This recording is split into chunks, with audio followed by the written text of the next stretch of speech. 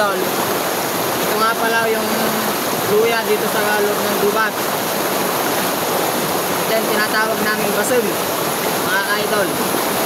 Kaya ito isasawag natin dito sa pikaw, diba?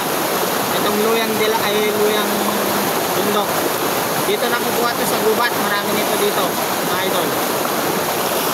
So yan mga idol, ating niluluto na, idol, na pagsisilungan natin pagka umulan, diba? Ayos.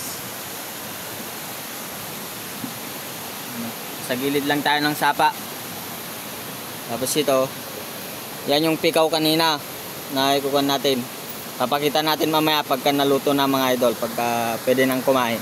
So yun mga idol, luto na yung ating pikaw kanina. O ayan. O, ayan yung sabaw niya mga idol.